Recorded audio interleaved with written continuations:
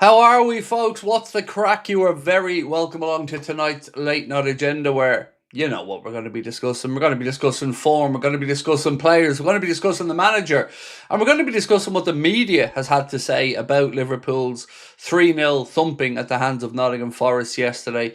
As always, all we ask is that you guys are respectful of myself and each other, and we listen to everyone's differing opinions, if indeed there are any.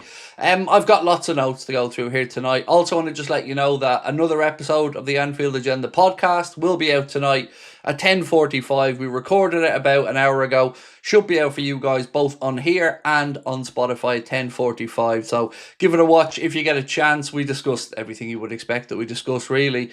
And it was really interesting catching up with the guys, because Chris was at the game yesterday and was able to give us, an insight from inside Anfield. I've been speaking to a lot of people who were at the game as well, offline, and they've been filling me in on what the atmosphere was like. So that is where we're going to kick it off tonight, ladies and gents. Over to you guys as always, and thank you for dropping in. Right, let's go into the chat. Emmett said, "Hey Craig, hope you're well. We will be back."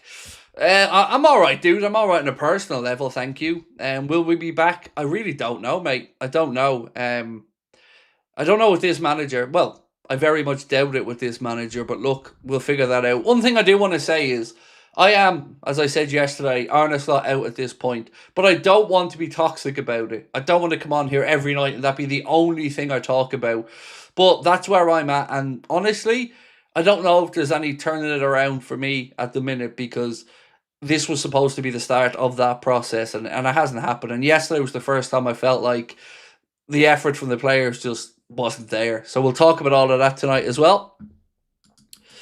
L Stew, how are we, dude? Said, lifelong fan, but results not hurting. Why? Weird. Numbness, probably, dude. Numbness. Usually things hurt if they're a surprise and you aren't expecting it. Did we really know what was going to happen yesterday, one way or the other? If we had have won, played well, that would have been a surprise. That's probably where we're at, my man. Unfortunately, one quick thing. Arne Slot was supposed to be present tonight at the Northern Football Writers Association Awards, where he did win Manager of the Season, but he was scheduled to be there, but isn't there this evening. So just a little bit of insight on where maybe Arne's head is at the minute. Doesn't really want to be going to these type of things and collecting awards when we're shambles on the pitch. Thoblum, how are we, dude? 2 years. Happy anniversary, man. 2 years with us as well. Thank you for your support. Good evening to you, my man. If Slot gets sacked, we should get Julian Nagelsmann. He's worked with Wirtz with Germany. Right, on that, I want to just address something and credit Mike for this from our Discord group, because he's damn right. You know the way we'll come on here and we'll talk about if we want the manager to lose his job or not. A lot of people are going to come on and they're going to say, who are we going to replace him with? And Mike was right when he said, it's not our job to find the replacement for the manager. It's our job to give our opinion as fans, watch football, support the team and enjoy it. That's our job. So if you think the manager should be fired, just say you think the manager should be fired. If you think he should stay for other reasons, other than him not having an obvious replacement lined up, I don't think that's a good enough reason at this point for me, because you're just admitting the free full stop then. Yeah, we would fire him, but... And we'll talk about what it may cost if Arne Slot is fired as well, what the numbers might look like. If we lose on Wednesday, does FSG sack Slot? I can't answer the FSG part, because truly, I don't know where their heads are at. But if we lose to PSV Eindhoven on Wednesday, that's a new low. That will have sunk to a new depth of low for me. Because any iteration of Liverpool should be beating this team and beating them handsomely. So for me, if we win this game 3, 4, 5-0, it won't change my mind. League games, proper bread and butter stuff is what's going to change my mind. We should be beating that PSV Eindhoven team very, very handily with any group of Liverpool players at home in the Champions League. So yeah, I'm more looking towards the West Ham game as an indicator than Wednesday personally. But look, I don't know what FSG do. If you're asking me for my gut, I don't think they fire him. I don't. I think they give it a bit longer. That is, of course, their prerogative. They are the owners.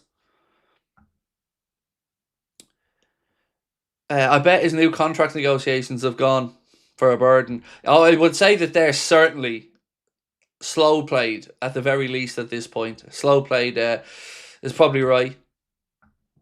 PSV scored 6 goals against Napoli. Yeah, they're not good though. Let's be honest. Like, they're PSV Eindhoven with a decent group of players. Let's not try to say we should be beating them handily at home in the Champions League. We really should. Right. So a few other bits. I want to talk Harvey Elliott for a second, as the Echo posted something earlier on to say Harvey Elliott hits new Aston Villa low as £35 million Liverpool transfer pull further into doubt. He was left out of Aston Villa's squad today, fully, not even in the squad. That's not great, is it, for a player that was going to get minutes? And yeah. So I sat back today, folks, and I watched the Aston Villa Leeds game, and then I watched the North London derby.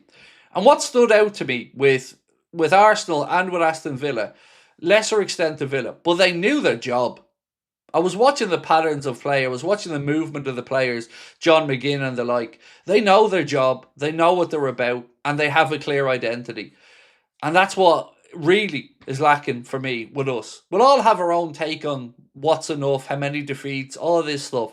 But I think we'll all agree we don't have an identity under Arne. So someone said this yesterday on the stream, and again, they were right. He got a team from Jurgen Klopp with a very clear identity, a very clear style, and he tweaked it a little bit last season, but pretty much kept to it. Now he's ripped up that and left himself with this, whatever this is, because I don't know what this is at the minute, but it isn't us. It isn't our identity. It is lifeless, soulless, without fight. It's just so damaging. It really is. Brian said Slot has to go. He's made Liverpool a terrible team to watch. At least Klopp played with speed and passion. Liverpool are boring nowadays. Unforgivable. So I said, Brian, my turning point was going to be when I think the players aren't putting in the shift for the manager. And that was yesterday. And it was encapsulated with that first 2 minutes after half-time, where they just sauntered through and scored their second goal. And then we just accepted our fate. And it was miserable, and it was depressing, and it was very un-Liverpool-like, particularly at home.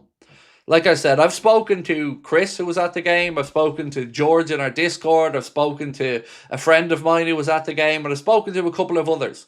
And every single one of them said the same. The atmosphere turned. Different points that turned, and Gakpo pulled out of a challenge. And I want to just say this again, because I'm going to probably land myself into trouble, but I have to put it out there. Is the Dutchness of this team part of the problem? And what I mean by that is, we've got very good technical footballers. We've got a very knowledgeable manager in certain areas. But do they have that ruthless aggression? Because let's talk, the two tackles that turned the crowd a bit yesterday, from what I was told and what was written in the Echo, was a missed challenge from Gakpo, a missed challenge from Gravenberch, where they pulled out of it, basically. Then you've got a manager who's very calm and laid back in his demeanour. You've got a captain who's similar. And I just think they're lacking that ruthlessness. And another great point that somebody made in the chat yesterday was this kind of yin and yang of Jurgen and Virgil. You know, you've got Virgil, who's that kind of calmer, methodical guy who will take what the manager says and then come in and give it to the players. But you know, if Virgil's words don't work, then you're going to the headmaster and you're getting Jurgen Klopp, and you're going to be fearful of that.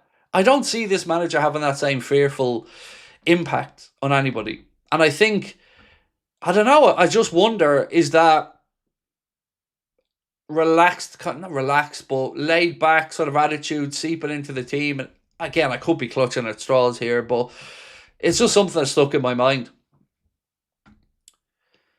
Aaron said, that's exactly right. Slot was successful just tweaking Klopp's system, losing with his system, and now the players are down in tools. Dutch football won't ever succeed in the Prem. Even from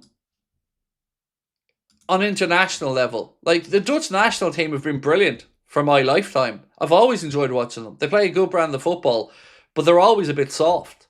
And they're always lacking that last step, that killer mentality to step over the line. Look, I could be coming up with something that's absolute garbage there, but it's just something that's been in my mind, and I wanted to discuss it and see if anybody had similar thoughts. His only tactic that's worked has been throwing everybody up top. It's awful. We don't know how to position ourselves anymore. It's all jump, start and stop. Yeah, this emptying the bench shit, it isn't great luck, is it? You know, it's desperation stuff. And if it's gotten to that point, everything you've tried before just hasn't worked. Darwizzy said Salah should have gone last season. Look, I think it's easy for us to say that now, in a bit of hindsight. But I still say what I say. He's earned that contract last year. But this year he hasn't been good enough. And this year he hasn't been good enough and hasn't been held to account. So, you know, I don't want to say he should have gone last year because I think he earned that new contract, you know. And his season last year was pretty damn good as well. But the drop-off right across the board this year has been nowhere near enough. That's an interesting take, Craig. It's just a thought process. You know, you try to figure out any which way you can. You're trying to find reasons in your head for this falling apart. And honestly, there are certain things I just can't figure out. I can't figure out the Federico Chiesa cold shoulder. Can't for the life of me figure that out other than Arna's trying to prove some type of point. But again, even if it is that, why didn't you sell him in the summer? There's just so many silly little things. So we had a discussion on the podcast, and you can watch the podcast, right, and watch Chris's expression as the podcast goes on.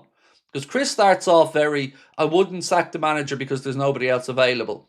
And then as we go through the podcast, we start picking up little points. And all these little things over the course of the podcast, you can see the wheels churning in Chris's mind. And by the end of it, he kind of admits that all the little things aren't quite enough on their own, but together, when you combine them with the results, with the attitude, it all starts to look a little bit more like Arna's steering without a rudder, if that's what you use on a boat. I don't know. Slot is Dutch football down to a T, said Matt Horn. The Klopp era team is still in process of grief and the new boys need to learn how to play. Look, I'm fed up of this grief stuff. Honestly, I'm fed up of it. I'm going to be blunt about it. It's a coward's answer. Simple as that. I'm not denying the grief. We've discussed it on infinite occasions on here. But I'm sorry, you still got to work and do your job. It's as simple as that. You all in your life have to go to work and do your job. You've all lost parents, relatives, friends. We all have to, you know, dust ourselves off and do our job. So I'm not having it anymore as an excuse, because it is just that. It's an excuse. We've spoken about this ad nauseum at this point, and I've given you my human perspective of it. But ultimately, it comes down to this. It's an excuse when you're not winning. It's an inspiration when you're winning. It's that simple for me. That's the ad. It's another get out of jail card for them. And I'm sorry, but that's not cutting it anymore. We're nearly in December now. You know, you're grieving by all means, and I've said this so many times. From a human perspective, of course I understand. But that's even more of a reason to be taken out of the firing line. If there are particular players who are suffering, give them the time, the space, the help, the support they need. But let's not just use it as an excuse. Because I find that in itself somewhat disrespectful. I don't know how to pronounce this one, my friend, so I'm just going to say thank you. And hi, Craig. It seems that the players are not happy and they don't want to play for Arna. It seems to me that, yes, that something's not getting through from the manager. Because the attitude stunk yesterday. I'm going to read you out a few things, and then I'm going to drop back in, and I'll get to the pork chop super chat. I want to just read you out a couple of things. So Gary Neville had this to say. I'm sorry, but how can Liverpool spend this much and still look this lost? You bring in players with the quality of Alexander Isak and you're still collapsing in games like this. At some point, you start admitting the standards at the club have dropped massively and it looks like the new signings have made zero impact. So why I wanted to bring that up was the standards part. Because I keep banging on about this every single stream. The standards at this football club have absolutely fallen off a cliff. And the revisionism of what those standards should be from some people, I find embarrassing. This is a shit show. This is a crisis of which we've not seen at Liverpool Football Club for a very long time. We haven't scored in a league game back-to-back for the first time in 2 years. We've a -2 goal difference in the bottom half of the league. We've lost 6 games out of 7. It's an absolute shit show. So we're either a club with standards or we're not. And if you're cool to be not a club with standards or to let this shit go, absolutely fine. But don't give out to the rest of us who feel like this just isn't enough. Virgil has said, in terms of letting the manager down, we're definitely letting him down. We've let ourselves down as well. You look at yourself first. When you help each other get out of this mess. Because at the moment, it is a mess. That's just a fact. Even our captain saying openly, rightly, it's a mess. It is a mess. I wanted to bring you through a stat that a gentleman called Who Is Greg posted. That Liverpool have won 75% of the Premier League games where Ekitike has started, compared to zero when he hasn't started. And yet, what does Arne do yesterday? Starts him on the bench. Now, I'm all for playing Isak, but you have to play him when Ekitike is there as well. Particularly when Ekitike is probably one of the few bright points of the season, and you're benching him for this game. Surely, the common sense game would have been to play Isak against PSV. Give him 25 off the bench yesterday and play him against PSV. How you drop Ekitike is an absolute joke. It's a joke.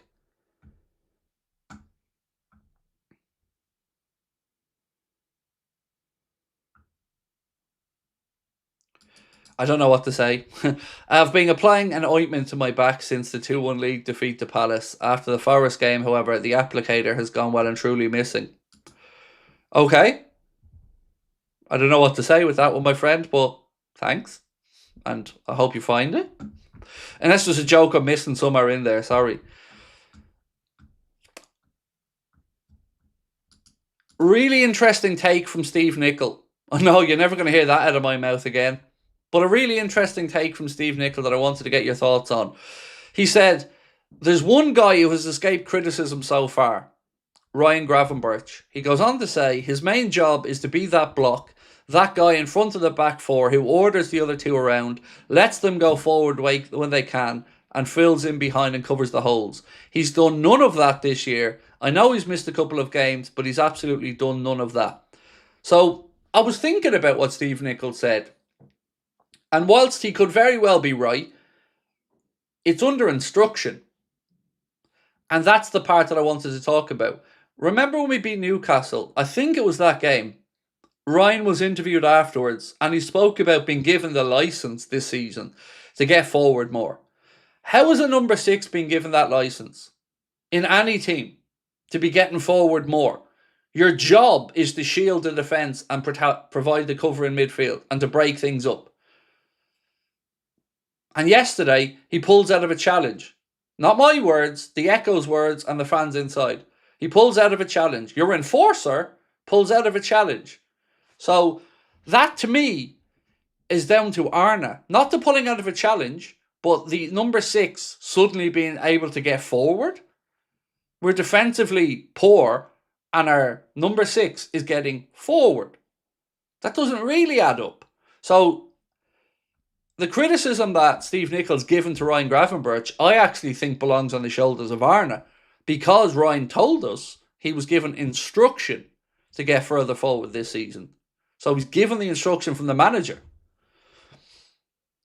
It was at Everton at home after we scored. Sorry, mate, yes. Probably wrong game. Thank you for correcting it. Always want to be as factual as we can.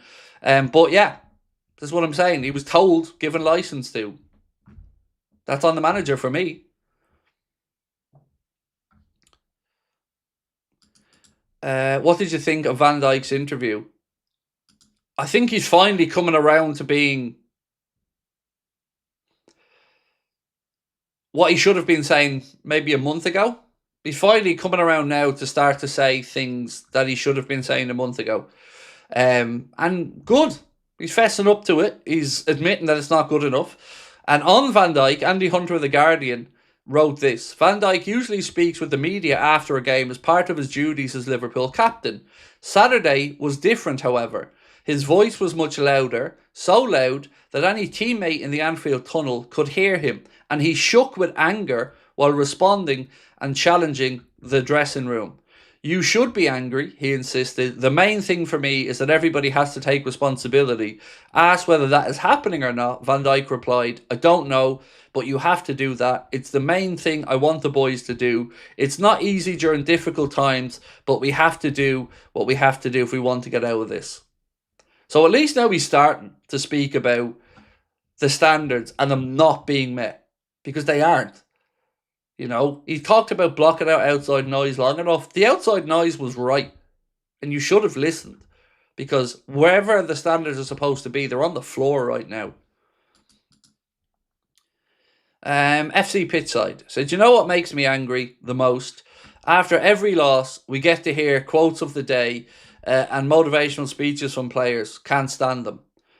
They're just excuses. They're just glorified excuses. That's all they are. At the end of the day, we lost. We were terrible. The players didn't put in a shift. The tactics were all over the shop. We don't need to hear any of these sound bites, do we? We know what we're looking at. We know what we're seeing. So you're right. They're just sound bites. Grim Reaper. So Craig, don't forget the fact that if we lose 2 more games, we've lost the same amount of games in the last 2 seasons combined. Yeah. It's not great, is it? It's not great. Here was another one that Connor sent to me just before we went live.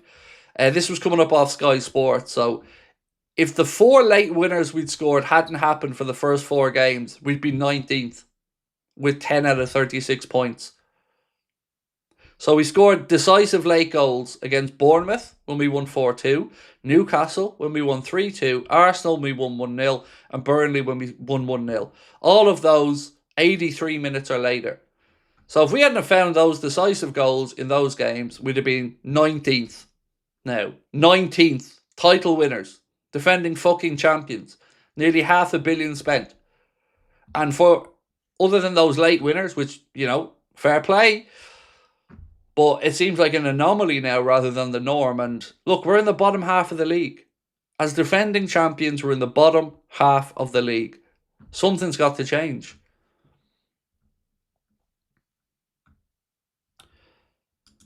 The Anglo-Saxon bloke said, there's a reason no Dutch manager has succeeded in the Prem, Gus Hiddink aside, who walked into an open checkbook side. Well, was Arne not the first? Was he the first Dutch manager to win the Premier League? I think he was, if I'm not mistaken. But the really disconcerting part about that is that I defended him so much against people who said he only won it because it was Klopp's squad.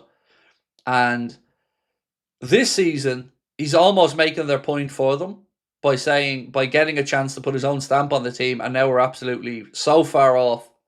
We look lost. So it's not looking great when at his first attempt to stamp his own authority on the team and put his own players in, we look clueless.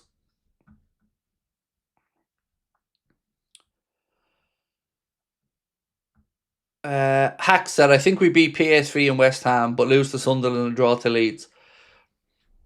Maybe. Look, remember, we played a Sean Dyche team yesterday. And Arne had 2 weeks to prepare for, respectfully to Sean Dyche, probably the most easiest manager to predict how he's going to play in the Premier League. And that's what we got. That was all the research, all the hard work, all the preparation for that. You know what Sean Dyche is going to do. His teams are going to fight. They're going to throw their bodies on the line. They're going to work really, really hard. They're going to counter-attack where possible. And they're going to try from set pieces. Not rocket science. And Arne had 2 weeks to prepare for that. And again, look clueless. VI Joker said, I feel sorry for the hard-paying fans watching this team at the moment through tough times as well, may I add. Yeah. It's... Look, I made the point for the League Cup game.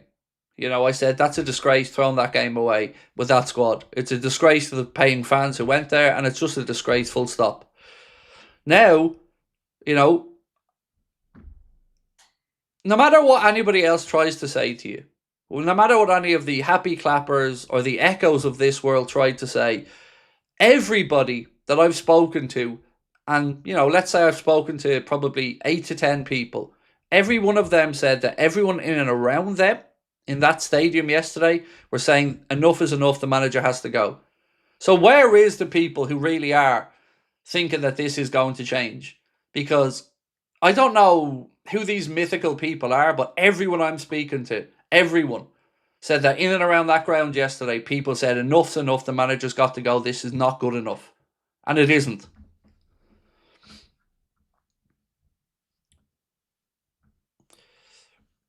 Craig, Oliver Glasner hasn't signed a new contract. Should we try and tempt him to come? Excuse me, should we try and tempt him to come? So I've been thinking a lot about the likes of an Oliver Glasner and an Andoni Iraola and stuff like that. And the truth is, I'm still on the fence, because I'll grant you that there probably isn't anybody out there now that we would all immediately jump to and say this person would be the guy. But an Oliver Glasner or an Andoni Iraola, I would still argue they may face the same problem as Slot is, in my opinion, having now, which is the gravitas to walk into that dressing room and command the respect of everybody in there. And would they be a big enough personality to lead this football club? Because it is a little bit different. Same as United's job, it's a little bit different.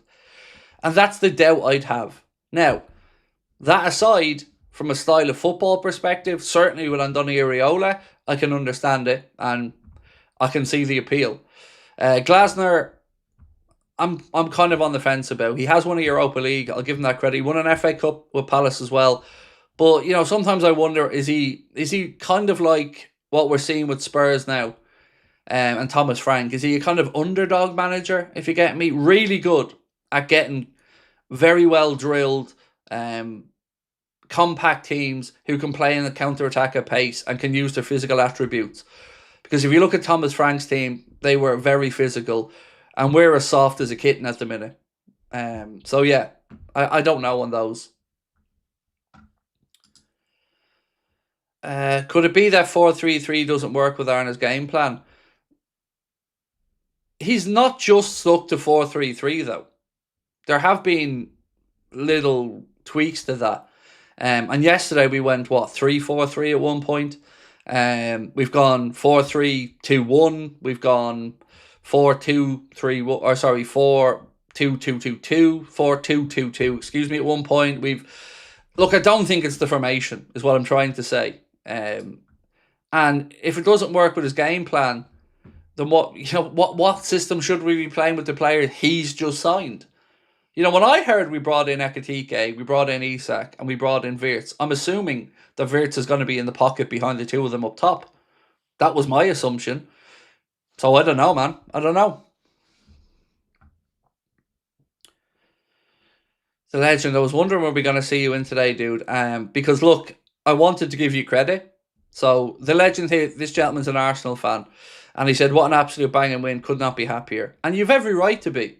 I was watching that game today, and I watched afterwards, and I watched the buzz inside the Emirates from the fans, Eze from his hat-trick, and it's such a contrast of emotion from what we're feeling now and what Anfield is like with the way things are going now.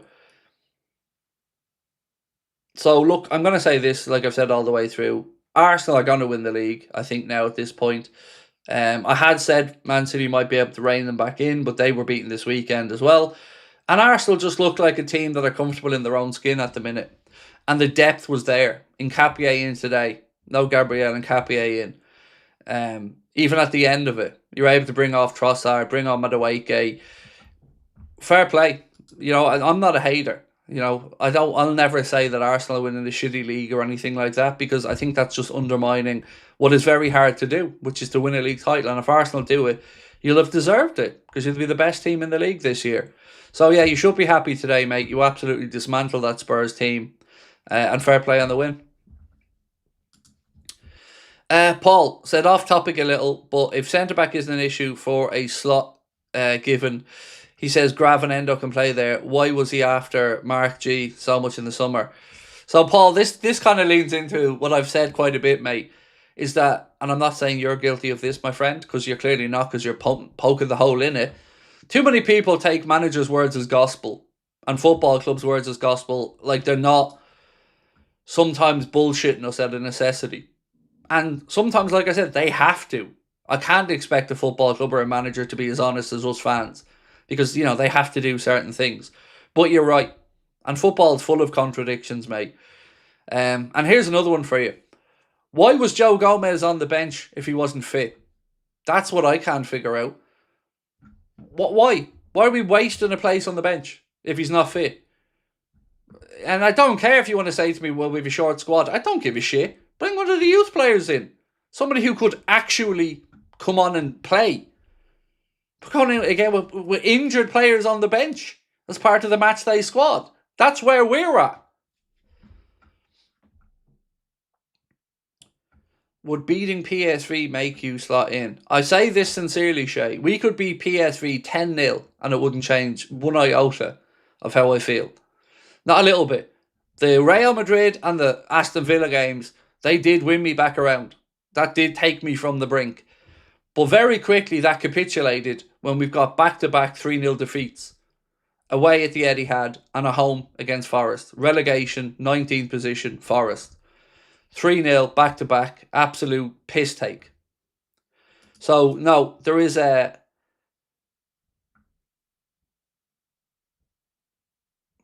yeah, J-Bob, why? Why the piss take, mate? Why the... I don't understand, mate. Why the rudeness? You've been somebody who I think we've always been polite to in here. Why the rudeness? Yeah, just no, for me, the whole thing at the minute stinks. Joe Gomez not getting into the matchday squad when he's injured. Just make no sense of that. Stephen said, worst part of it all is I'm not excited by our manager. Yeah. I've just lost faith at this point. He's taken our identity, trodden on it, and not rebuilt it with anything. Yeah. I don't know. Right, I want to take you through something because, we all have our views as fans, but here's what the media have written. And these are the media that cover Liverpool. This is what they've written. So I'm going to take you through 4 journalists, a couple of paragraphs from each of them, and see if you agree or disagree. So this comes from Paul Joyce. And again, all of these are in the Echo, if you want to. Echo do a good roundup of all the media after the games and what they've written. So this is in the Echo if you want to have a read of it for yourself. But they say, Paul Joyce, formerly of the Echo, said this. Long before the end, Slot stood motionless in his technical area, his hands stuffed in his pockets, looking utterly bereft. He looked like somebody who'd not seen this coming, and yet all the deficiencies that have characterised Liverpool performances were evident again. The international break had offered Slot an opportunity to assess Liverpool's dip in fortune, and he seemed bullish that an improvement was around the corner, notwithstanding injuries. Reality would bite hard. Next up, we've Andy Hunter, another former Echo employee, said Liverpool, by contrast, dissolved into a mess as they slipped into an 8th defeat in 11 matches, a 6th loss in 7 Premier League games, and into the bottom half of the table. Poor at set pieces again, ineffective up front again, with Alexander Isak withdrawn after 68 anonymous minutes, and defensively weak, they toiled in all departments to suffer a 3-0 defeat for the second game in succession. The last time Liverpool lost back-to-back league games by a 3-goal margin was 1965. Riyad Al-Samurai, who writes for the Daily Mail, said this. Then there's the will, the sheer desire to fight. We saw none of that in the second goal, partially gifted to Savona by a defence that lacked the wit to track a Nico Williams run or the guts to mount a proper tackle on the same guy. Goodness, we shouldn't be able to say that about a Liverpool side, but just watch the tape if you don't believe it. Finally, where was the pride? Where was that resistance against the side who arrived with little wind in their sails, only 2 teams beneath them prior to kick-off? And finally, we had Richard Jolly of the Independent who said, Forest kicked off in the relegation zone without a clean sheet in 19 Premier League matches. Liverpool ended up defeated and demolished. They have the most expensive striker in the history of English football, despite, some might say, because of that, they drew a blank. For the first time in 2.5 years, Liverpool have failed to score in consecutive games. For the first time since April 1965, they've conceded, lost by 3 goals back-to-back. More recently, it's been a stunning, staggering decline over the last 2 months. This was an 8th defeat in 11 outings, a 6th in 7 Premier League games. Before then, it would have seemed utterly implausible that Liverpool would only take 3 points from a possible 21. I mean, that is pretty straightforward to me. Every single one of those journalists are shocked and appalled at what they're looking at, because it's just gone to the floor. So I think that the evidence is pretty insurmountable here and pretty clear that he's lost it and he can't rescue it. It's just a matter of how long do you want to wait? How long before we pull off the stick and plaster? Because I don't remember a time when fans started to turn, performances went this bad that anybody has turned it around. All that happens in this type of scenario, from my time watching football, is that you might win a few, but then when the next 2 losses in a row come, it's a matter of time. We're circling the wagons at this point. Just pull the stick and plaster off and get something. Get some positivity back. Because I brought up Arsenal and the atmosphere inside the Emirates after their win. Contrast that with us now. Liverpool fans, a few months into a new season, after winning a Premier League title, after having a record transfer window, breaking the British transfer record twice, and we're arguing with each other. We're all trying to figure out if, we're a real fan or who's a better fan and why are we this shit and don't be doing that on the manager. That's what we're at. So all the good, all the positivity that came from last season and the summer, gone. Like that. I don't think it's even a debate. The man needs to go. Because it's only going to get worse.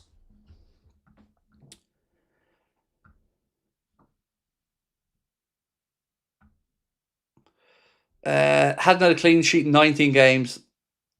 And not only kept us out, but scored 3. Yeah, it's shocking. It's shocking, dude. Yeah. And none of us take any pleasure in saying any of this. You, me, anybody else. We're all in pain right now. Because it's almost unimaginable that we're in this position. World of Naturalist said, for those who have faith in Slaw, please tell me the justification for keeping him. I have no faith that he's going to turn things around based on the evidence. So here's the 2 things, World of Naturalist, that I've seen or heard from a few people. One, he won the league last year and he's got goodwill in the bank. So that's one reason that I've heard some people say. And the other one is what I started off the stream talking about tonight, that there's nobody else available. Are they really enough reasons to keep faith with somebody who's looking absolutely lost? Like, many people have also said, if we were playing a style that was causing issues and you could see progression and you could see we were working through something new, we'd understand that. And yes, we have some new players in, but we also have some new players in and zero identity. Zero. I don't know. What do you think has happened with us? Some things are kind of unfathomable. You can't pinpoint it. I don't think there is one thing. I don't think there's a silver bullet that solves all this or answers all this.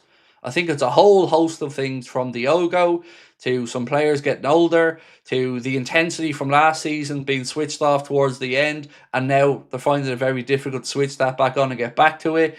Some new players coming in, and obviously there's some teething issues there, some injury concerns, a manager who doesn't know what he's doing at the minute. I just don't think there's one thing or 2 things that we can just say, it's this. It's now become a cultural thing, an attitude thing, a tactical thing. It's just too many. Craig, Fabrizio Romano said FSG apparently still back slot even if we lose. So I have the Romano quote here. Where is it? So he said, I don't have any sort of information on Liverpool owners deciding to take a decision immediately. They're not thinking about changing the manager. They are not in talks with any other manager. That's the situation as of today. So, yeah, that's where we're at there. And look, they're the owners. You know, they're the ones that are going to make this decision. But I think the tide is now turned with fans. I think that yesterday was the last straw for a lot of people that I've heard from, read about, and people that were at the game told me. So I think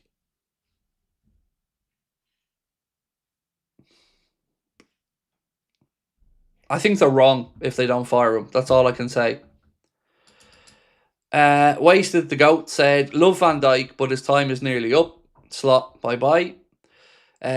Same with me on Van Dijk. I love him, but we just don't have an aura of invincibility around us at the minute. What's Connor's stance? He's the same as me at the minute. Probably not as staunch as I am, but we talk about it on the podcast, which is out later. I'd rather let you watch that and hear his own words rather than me try to paraphrase what he said. But he is Arna out at this point. Could we bring in Fernando Torres? Like, the players might be scared of him if he gets angry with them. He's big muscles. So look, there's a lot of people I could talk about for the caretaker type thing, but that I wouldn't consider for the longer thing. So if you're talking caretakers, well, there's a whole group that you could talk about, from Gerrard to McAllister to Dirk Kuyt to Fernando Torres to Thiago Alcantara.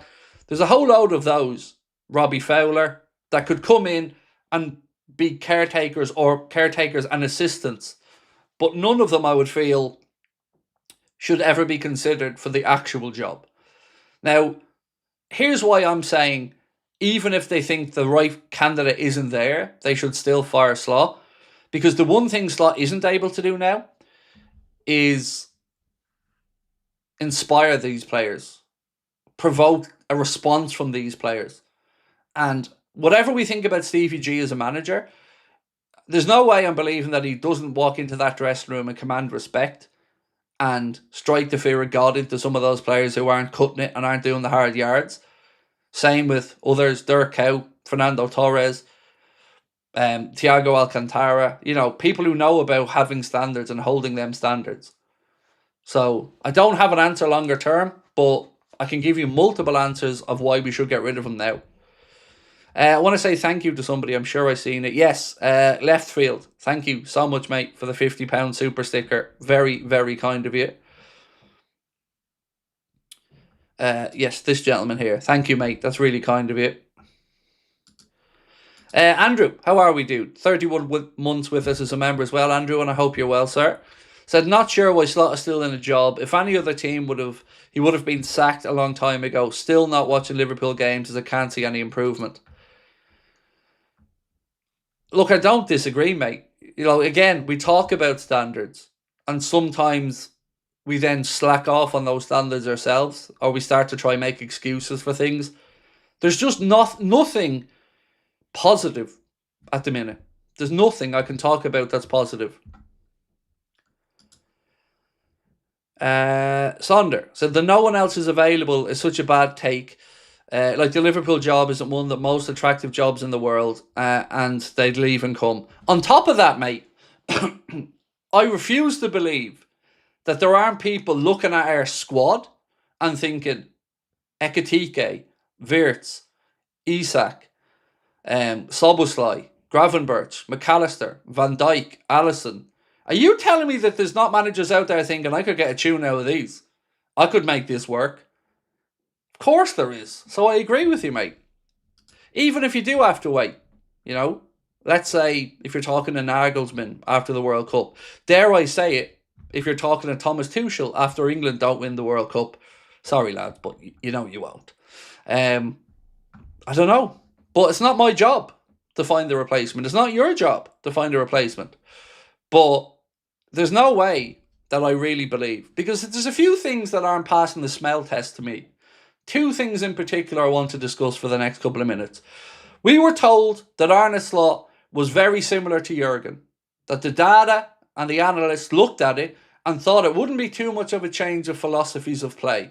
At the very first chance he gets to put his own stamp on the team, and the first time we move away from that high intensity, high press style, he looks clueless and lost, and we're all over the shop. On top of that, how is Ekitike and Isak the same player from a data perspective? Because remember, we were told that. We were told that they were almost statistically identical. Remember that? You can Google it and go find it. It was written about, spoken about. And now all of a sudden, we're seeing two very, very, very different players. And I'm not saying one good, the other bad. I'm saying both of them good, but very different. And it's clear they're very different. So what's the plan? There isn't one. So where the fuck is this data? Because the data ain't backing up what we're seeing. So we're always told that FSG, Michael Edwards, Richard Hughes, they all act without emotion. They try to remove emotion from decision making, right? There's data, multiples, reams of data, multiple records that are showing how bad this is. Quite how in-depth and how up the shit creek we are. So whichever way you want to dress this up, whether it's data-driven, emotionally driven, results-driven, it all points to the same thing. We're not right.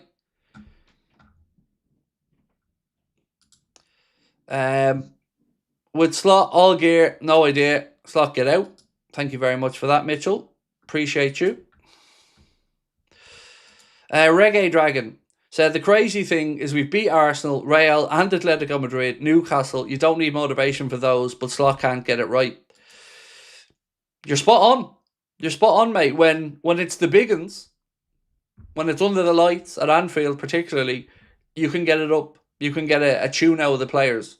But like I said, the biggest catastrophe for me about this is he's had two natural pauses recently. He had the October international break. We went into with the back of 3 losses. Come back to play United at Anfield. And I don't care what you say. Everybody was rubbing their hands together. The manager must have been, everyone was thinking, this is the game.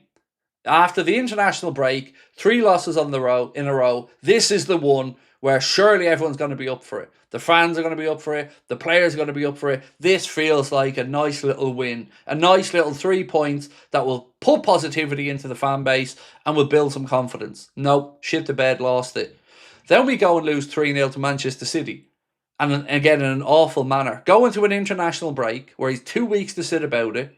Knows we're playing Sean Dyche next. I could tell you what Sean Dyche is going to do. You could tell him what Sean Dyche is going to do. And again, we look out of our depth and beaten. And beaten well. I'm going to read you through words from Morgan Gibbs White that he said. I'm out here trying to help the team as much as possible. I thought the boys were brilliant today. Delighted we got the 3 points, and I hope we're out of the relegation zone. We felt comfortable, even though we didn't have the ball. We were defensively secure, and that's credit to the boys and the manager. Delighted we get another goal, but we got a clean sheet and 3 points at Anfield, which is an incredible thing.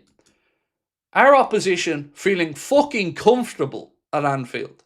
Comfortable without the ball. No fear factor. None. Coming here thinking we can win. Anfield. Fortress.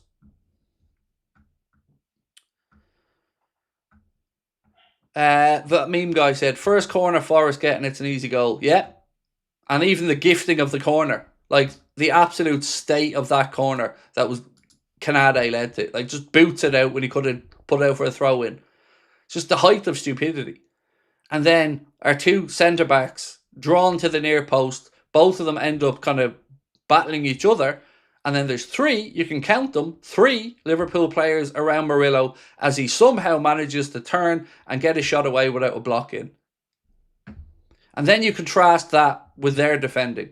Murillo, Anderson, throwing their bodies in the way, blocking at all costs, celebrating, high-fiving each other, actually enjoying the art of defending.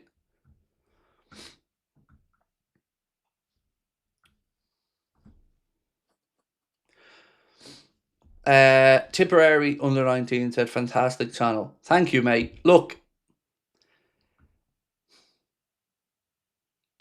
like many of you, I didn't get much sleep last night. Like many of you, I take no pleasure in talking about any of this in a negative way. But I refuse to just bury my head in the sand and watch this shit week after week and not talk about it honestly and openly. You know, I'm sure the Echo will continue to write that Arna's job isn't under any pressure, but it should be, and that's what should be written. It's not that it should. He should be under all kinds of pressure and he should be fired. That's what should be said. And if these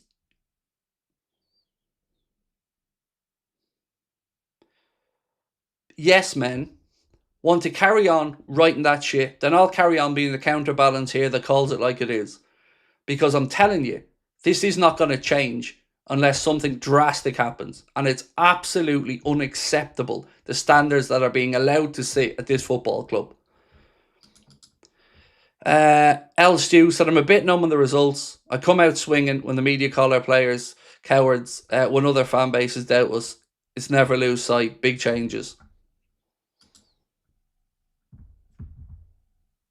Chris said something on the podcast today, and I called him out on it, because he said, let's not go down an AFTV route of sensationalist bollocks, and then comes in and says, we won the XG battle against Forest.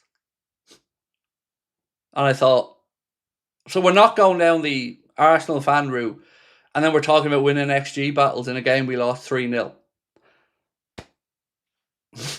That is the most delusional of possible delusional levels I could possibly have heard. You know, I don't give a shite if we won the XG battle. We lost the war and we were whooped at home 3-0.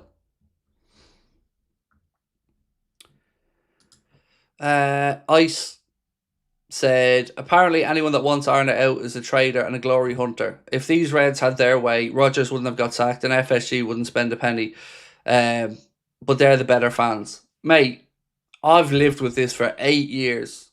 Armchair fan, glory hunter, even though I waited 30 years to see Liverpool win a league. Clueless, don't know. But each and every one of them can kiss my fucking hole. Every last motherfucking one of them can kiss my hole. Because I know I'm right. And there's a reason this channel is the size it is now, with the audience it has now. And it's because in a world of smoke and mirrors, of cowards not having the balls to say it like it is, we give you the ability to come in and say that and hear that. Because it's what you're feeling. People are connecting with each other. And this we're better than you mentality of football fan is absolutely idiotic and shambolic. They're the very ones to sing about being the greatest team in the history of football. The very ones to talk about everything that we've won. But then when things don't go and where standards are on the floor, all of a sudden that's okay? Yeah, so fuck them is what I'd say, mate. Every last one of them. Because all they want to do is feel morally superior to other people and be a top red. They can fucking have them.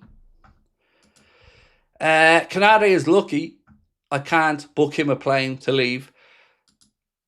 I was actually really surprised at the depth of anger towards his attitude when he left the pitch yesterday. I talked about it and I don't know, why he smiled going off. Was it that, this is so stupid, why am I being substituted now? Was it the, okay, here we go. Or was it the, oh, well, don't give a shit. I don't know. In all honesty, I don't know. But I do know one thing. It should have been done at half time. I know that much.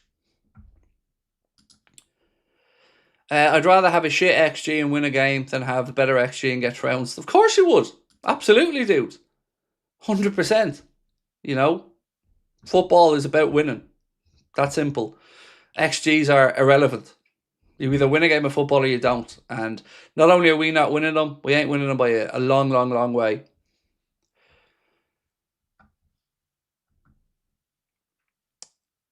XG is a false metric.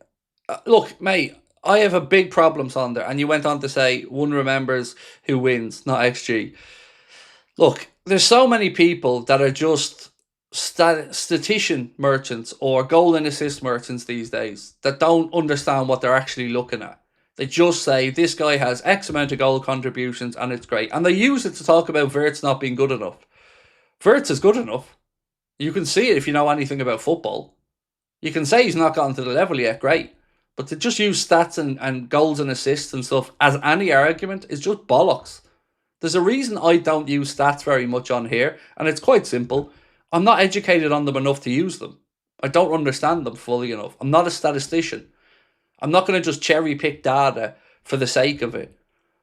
I'll call out things that back up my point that others have highlighted, all right, yes. But I'm not a statistician, but I do know football, and I know shite when I smell it, and there's plenty of it around at the minute. Stargirl said, I don't think he'll get sacked. Agree with you. And that's soul destroying. Like, what is it going to take? You know? What would you guys say? If you think and you agree with Stargirl and myself that FSG probably won't sack him now, what do you think it's going to take? Because if it's us not to get into Europe, the damage is done at that point. If it's just gone out of the Champions League, the damage is done at that point. I don't see the argument now for sticking with it. And there's nobody else available isn't good enough for me as an argument. It just isn't. There's a chance to save the season now. We've given him the chances to save the season. I know we're already, we're only in end of November. But the damage is being done every fucking week now. Confidence is eroding. The fans are turning. And it isn't going to just turn around overnight. If you can't beat Forest at home and get trounced 3-0, if you can't beat Galatasaray in the Champions League, come on. It's just so far off it. And again, imagine this was United or Arsenal or City or Spurs, and their manager was doing what our manager's doing right now. Would you or would you not be bantering the shit out of that club and that manager and asking how on earth they haven't been fired? I think you would. Liverpool Vlog said, I'd love Semenyo, but how I'm feeling at the minute is, what's the point? We have a manager who doesn't know the abilities of any of our players. He would be wasted. So on him, I want to just bring up a bit on Semenyo, actually. You can find this on the Anfield Agenda X account and credit Romano for the quote. Liverpool are seriously considering Antoine Semenyo for the January transfer window. They are well informed on the release. So, why would we be bringing in Semenyo in January, do we think, folks? The answer is because they know they made a mistake in the summer. That's the answer. But like our friend there said, Liverpool Vlogs, will we know what to do with him? Under Arna? I don't know. But, hopefully we get him. But it should be a centre-back, priority number one, day number one. That should be what we're doing.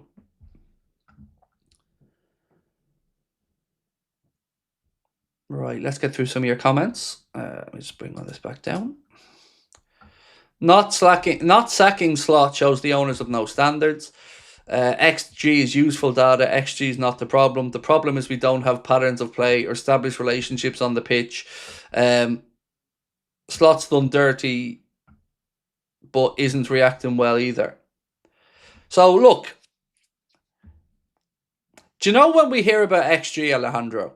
In my opinion, when a manager's looking for an excuse to summarise a shit performance or a loss, XG gets trotted out as a reason as why 9 times out of 10 in any other game we would have won. It's an excuse. That's it. My XG is when the ball hits the back of the net. That's it. It's a goal. Anything after that is just fucking nonsense. Expected goals. Don't care. I care about actual hard and fast fecking goals that win games of football or not. XG is only trotted out as an excuse for me by managers in post-match interviews. And it goes all the way back, even Allardyce, around that era where, we had this amount of possession or we had that many. I don't care. Just don't give a shit. You lost. That's it.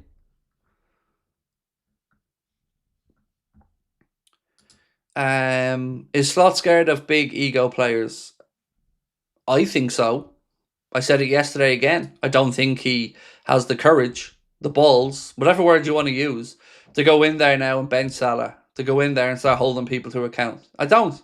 And I think the worse things are getting, the less likely it is that he does it. And here's why.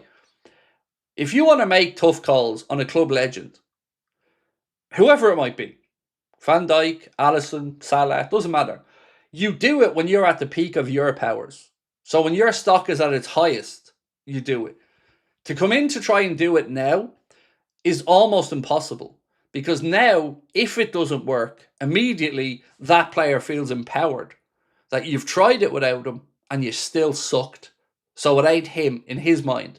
And in the media's mind, it goes up and up and up. So if you want to do these things, you do it when you're at the peak of your power. And when you have the fan base fully behind you. Now ain't that time, even though it is that time, if you get what I'm trying to say. It's much more difficult now.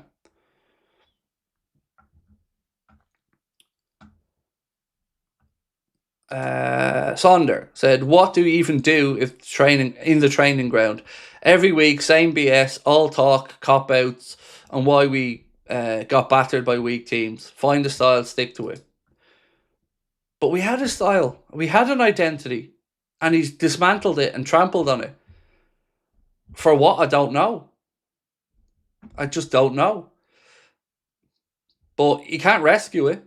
And the one thing we all really lauded, well, the thing we lauded him for a lot last season, probably the most, I would say, is his ability to change games.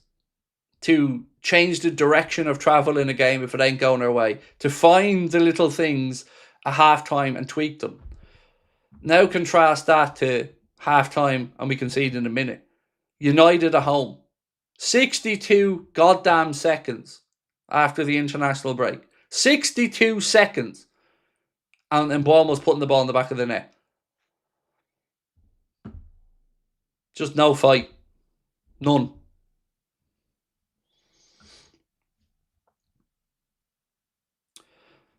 Right, locker room lost yet? Really good question, Hussam. And I'm going to put it to the chat. Because I don't want to steer the answer. I'm just going to ask the question. So bear with me, dude.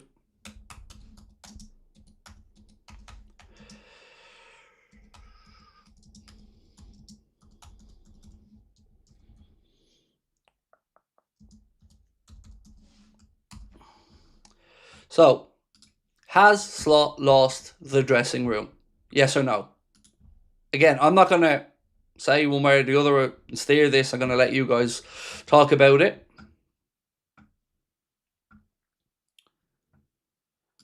With the Lennon and McCartney of the AA chat, disagree. Love Liverpool. Can I be Lennon? Can I be Lennon in this scenario then? Right.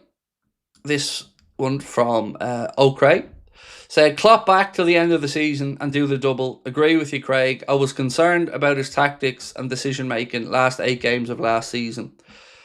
The truth is, dude, I just don't think we could get Jurgen back in any capacity. I would do it tomorrow. I certainly would, you know, but I just don't see him wanting to come back for various reasons. So I'd do it in a heartbeat, mate. I think most people would, or a lot of people would. So Sport Bible wrote something that kind of gives us a rough understanding of what it might cost if Arne got fired. They said he hasn't framed fresh terms yet and is understood to earn £6.6 million per year, so about 130 odd grand a week, as well as a handsome trophy-related bonus. Effectively, if Liverpool were to sack Slot imminently, if results do not improve, they would be required to pay up more than £10 million to the 47-year-old. So, if you give him the new deal and it still stinks up, that's going to go up even higher. So, there's so many reasons right now feels like we got to do it. We just got to do it because it isn't going to change anytime soon. Jason Curry said Slot gets sacked next Monday after the loss to West Ham and we go bottom 3. and go bottom three. There's no way we're going bottom three. But here's one for you. We're closer to the relegation zone than we are to Arsenal. How does that feel as defending champions? That we're closer to the relegation zone than we are to the top of the table. And we're in the bottom half of the league.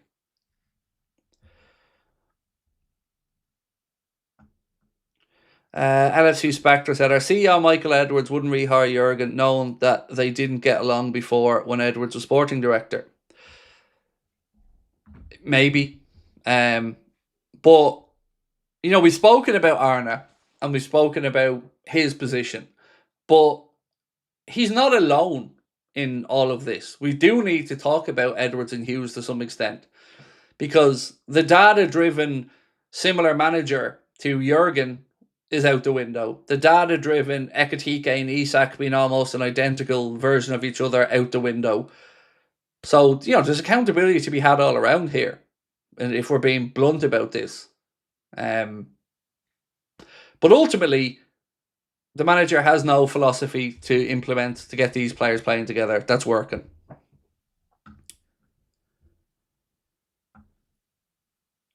According to Independent News, slot has got until about Christmas from the owners.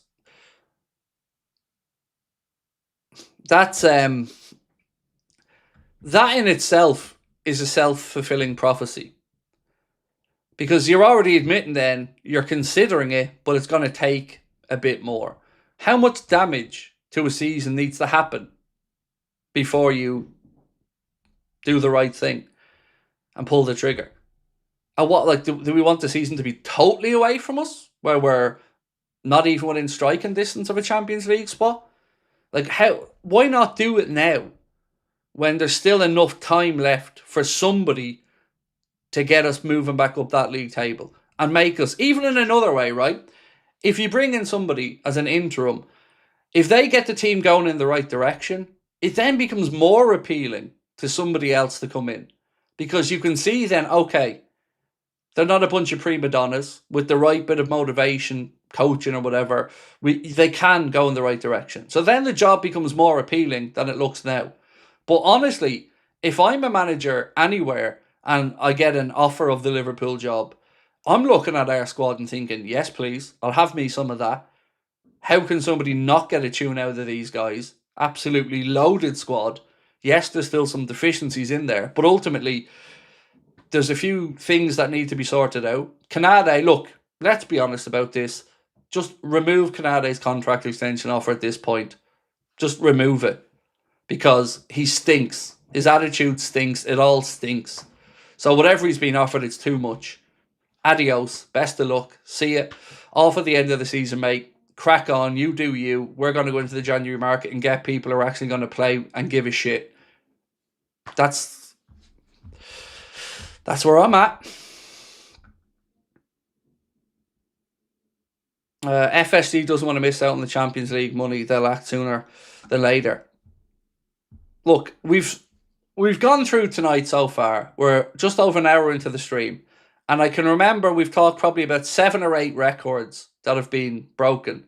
Or 7 or 8 things that haven't happened to Liverpool in a very, very, very long time. They're all being done by a league-winning manager that spent almost £500 million. It should be pretty clear. Because in any other walk of life, you'd be gone. And the we won the league argument doesn't hold any water with me. Because it now feels like an anomaly rather than the reality. It feels like, yeah, you won the league, then we gave you the keys to the kingdom, and we gave you a bit more free reign, and you've shit the bed massively. So the won the league stuff just doesn't cut it. You either have standards or you don't. And the standards aren't being met. We don't need to be the nice guys. We need to be the winning guys. That's what we need. We don't need to be, aren't they a great bunch of lads? No, we need to be winning.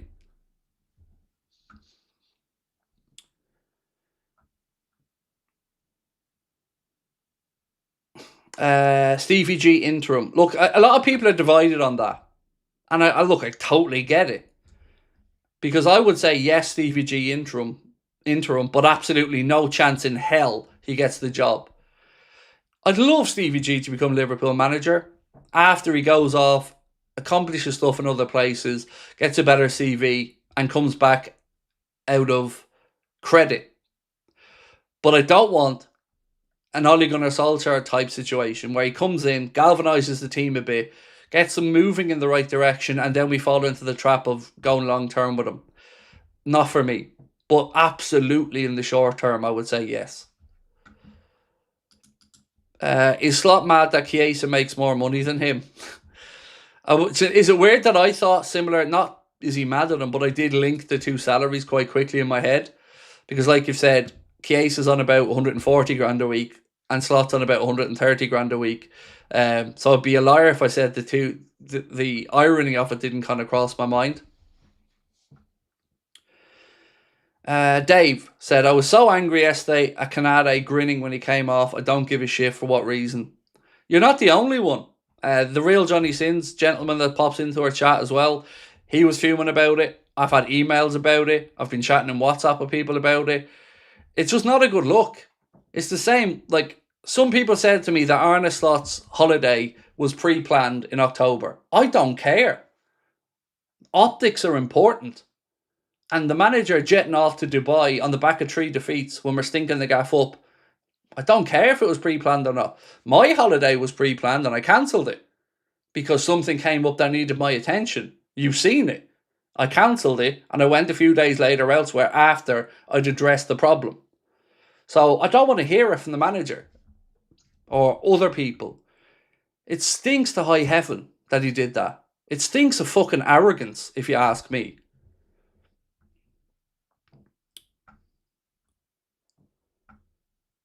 If we don't win or get to the final, at least semi-final. Is there anything about this that makes you think we'd win the Champions League? Other than hope? There's no evidence to suggest we're likely to win the Champions League. So let's play a mind exercise game for a minute here. Let's say he stinks the gaff up for the rest of the season and wins the Champions League. Would that change my mind? Maybe. Winning the Champions League holds water, but Ange Postecoglou won the Europa League and got fired. I can talk to you about Real Madrid managers who've won the league and got fired. I think Capello won the league and got fired, if I remember correctly, at one point. For a lot less than Arne's doing now.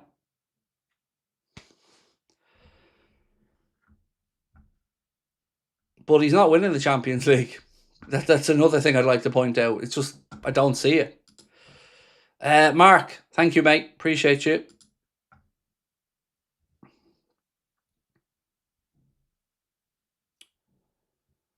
Who can we even sign if Slot is sacked? I see no one better. He's lost the dressing room, then sack immediately. See, that we've discussed that at the start, Ramil.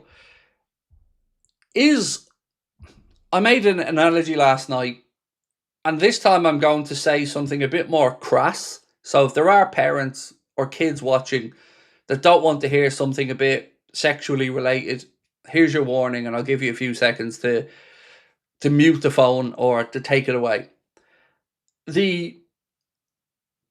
Let's not sack him because there's nobody else immediately better and available is kind of like saying, I'm going out with a girl and I'm not going to break up with her because I don't want to have to take care of myself. I like sex, so I'm going to keep having sex with this person because I don't want to have to take care of myself. I don't particularly want to be with this person. I don't particularly love this person, but it's more fun having sex with them than it is taking care of myself. That's the analogy I'd like to use because it's not right either which way. And it's not good enough. The manager should be fired on his own merit, not because there isn't an option of somebody else around. That should be secondary. You're not doing your fucking job well enough. That's where it should end. After that, because what do we gain from keeping him and knowing he's not good enough? Resentment, arguments in the fan base, toxicity, more player revolt, or bad attitude. As I said, at least if you fire him and bring in somebody in the short term, there's a chance you get a bump. There's a chance you steady the ship. There's a chance that you can put some confidence back into players.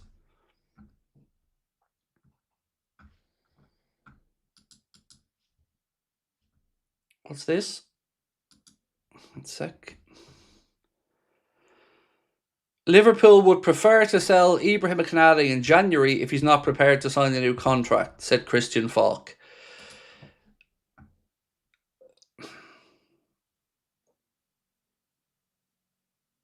I'm sure they would. I'm sure they would, but how about growing a pair and saying he hasn't yet signed that new contract, do it or fuck off? Any chance of that happening? Why do we pussyfoot around so much as a football club with so many things?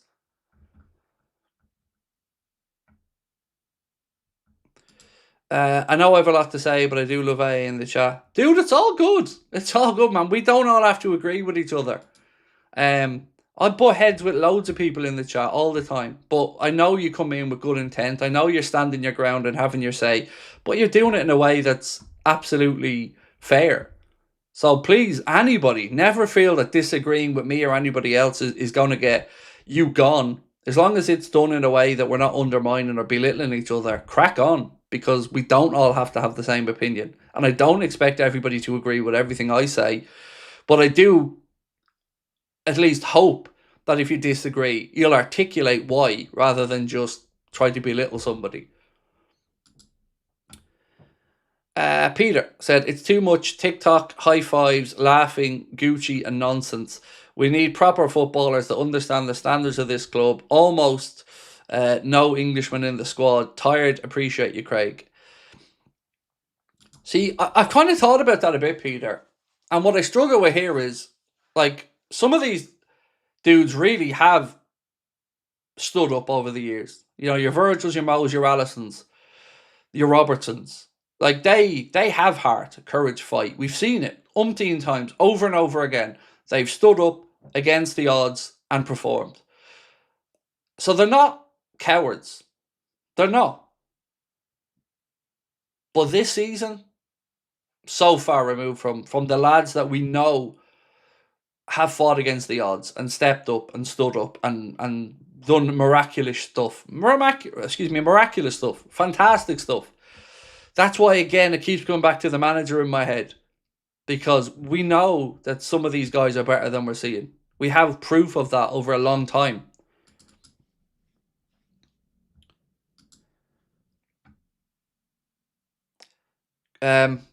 Christian Falk has also said this, and this is a bit of good news in amongst all of this. And before I read this out to you, I'd just like to again stand my own ground against everybody who gives me shit about when I say I've heard this, that, or the other.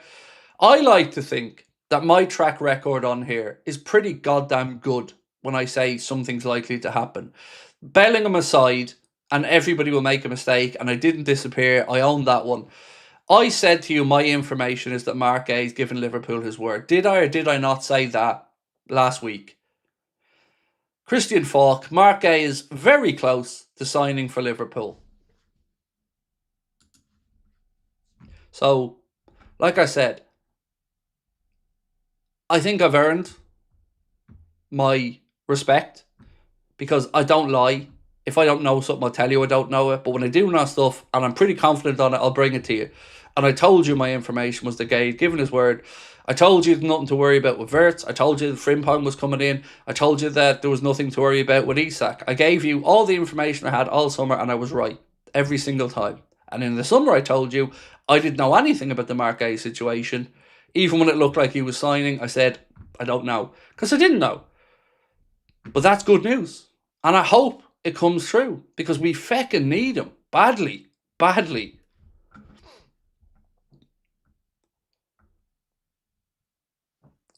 So yeah, let's hope that one's right anyway. Sonder said, Hughes Edwards maybe don't admit Slot wasn't the guy.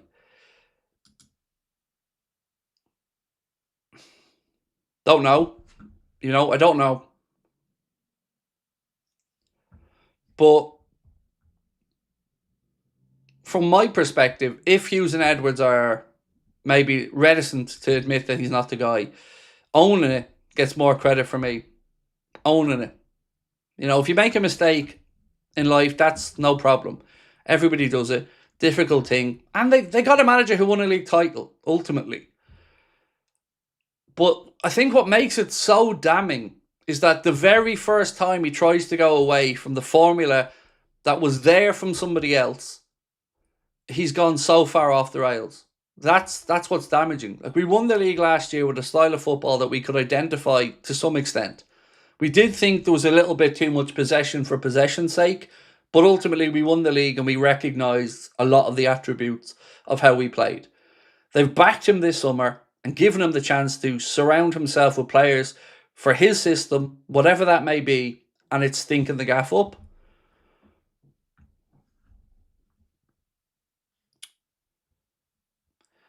Sean said, wish we'd signed Zubimendi now. Gravenberch's fallen off a cliff this season. Maybe that's because he said Slot has given him more freedom.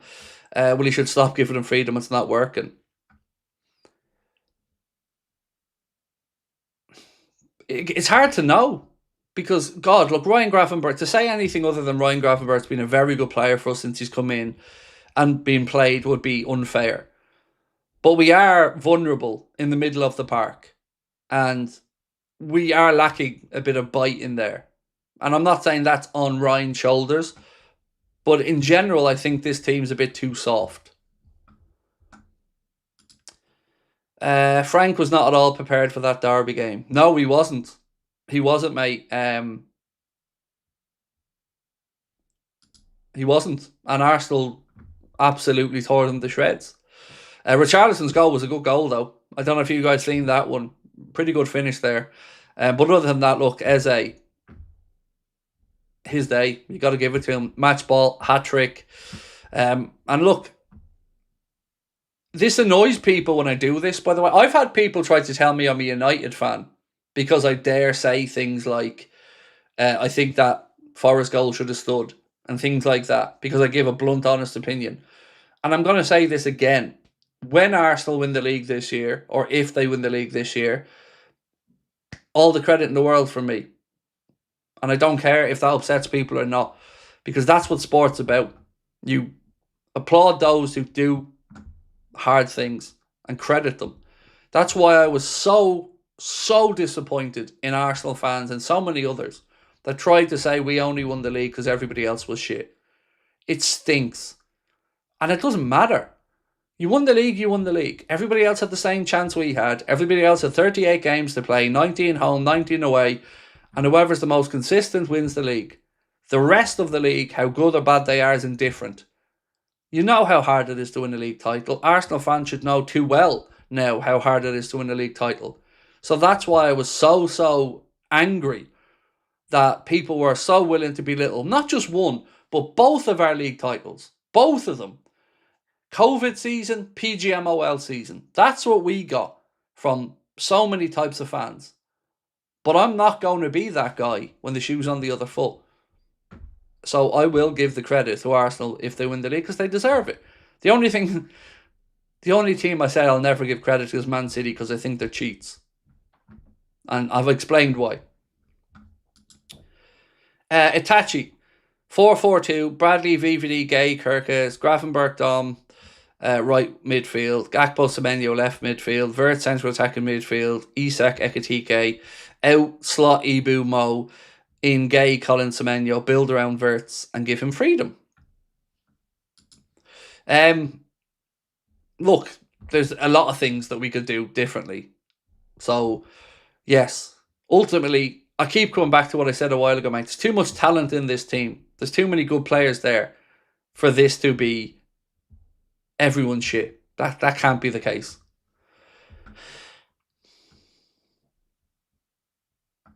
If those 6 games were even draw, this would be a whole lot different. Yeah, we haven't drawn a league game this year. How mad is that?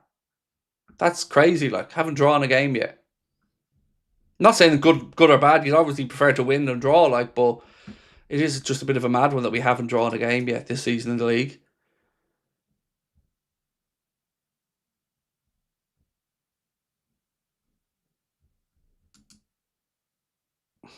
I like this from Virgil. He said, Wednesday's another game. So what am I going to do? Go home and cry? No. I'm going to go home and try to think about how we can turn this around. And hopefully that is what everyone is doing as well. But Wednesday is going to do for me one way or the other. Yeah, Wednesday's irrelevant. We should be beating them at home. So that's... but look, he's right. Can't mope about it. Got to get back. But whatever they're trying isn't working at the minute. Right, let's check in on our poll. We said, has Arne Slot lost the dressing room? We're going to give it a little bit longer. So if you haven't had a vote yet, still a chance to do so. Has Arne Slot lost the dressing room? Yes or no? If you could support any championship side, who would you support?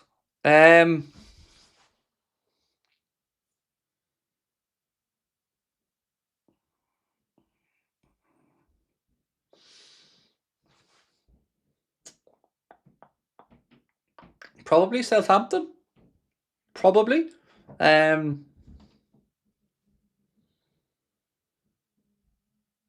probably Southampton off the top of my head. Not one I've really given much thought to though over the years, but yeah, probably Southampton. Arsenal playing solid and great to see front players passing to each other. We need to build a Wirtz Isak team going forward and Salah to be moved on. I find the Salah situation, Elmir, so hard to discuss. Like really so hard because you're seeing something that nobody wants to see. You know, a player who's not what he once was. But we can't just keep ignoring it. And I thought for the first 30 yesterday, he was decent and we were decent. But again, in the second half, we just looked so far off it. So Liverpool's record in the Premier League after 12 games last season. 110, drawn 1, lost 1. Goals scored 24, goals against 8, excuse me. And credit Anfield Edition for this post that Keane just sent to me. So Liverpool's record in the Prem last year after 12 games, 10 wins, 1 draw, 1 loss, 24 scored, 8 conceded. Liverpool's record in the Premier League after 12 games this season, 6 wins, no draws, 6 losses, 18 goals scored, 20 goals conceded. 20. But we don't need centre-backs according to our manager because Gravenberch and Endo can play there. That's the type of shit that drives me mad. A manager coming out and talking absolute pony to our faces. We don't have defensive or centre-back problems or depth issues. We have Gravenberch and Endo. No, mate, you don't. You have 2 midfielders that you're trying to shoehorn into a position. You didn't sign them to be centre-backs. They weren't signed to be centre-backs. Stop trying to tell us they're centre-backs. Stop trying to play our best midfielder at right back. It all stinks. Thank you, JJ. Need more dirty players to put the fear into opponents. I wouldn't even necessarily even say dirty. I'd just say aggressive. Because I don't want dirty players going around hurting people, but I do want a shithouse who's in there and enjoys the art of a crunching tackle and putting it up somebody. Gaming Guy said PSV could win during the week if you play Isak. There should be no world, guys, that PSV win at Anfield. No world, no 11, no nothing. It just shouldn't be possible. And to be honest, if Isak can't feast against PSV Eindhoven at Anfield and we can't find a way to get the ball to him, that's a big issue. Would you take Vidi Jr.? If not, why? No attitude. That's the honest answer. Attitude won't track back, won't work for the team. Yeah. Just no. Great footballer, huge talent, but frustrating as hell. Tipperary 19 said our players have attitude problems for years. Mo coming back from AFCON looking for huge wage increases. Trent last year in his lies. The 3 amigos holding out for contracts. It's with us now. If we lose against PSG, is Slot gone? Look, I don't know. Like I keep saying, I think he should be gone now. Others think he should be gone now. So let's. I don't know what it'll take for FSG. Or that's the unknowable here for me. I don't know. You know, they sacked Kenny Dalglish, an actual legend. Why this lad's getting so many shit results and getting away with it, I don't know.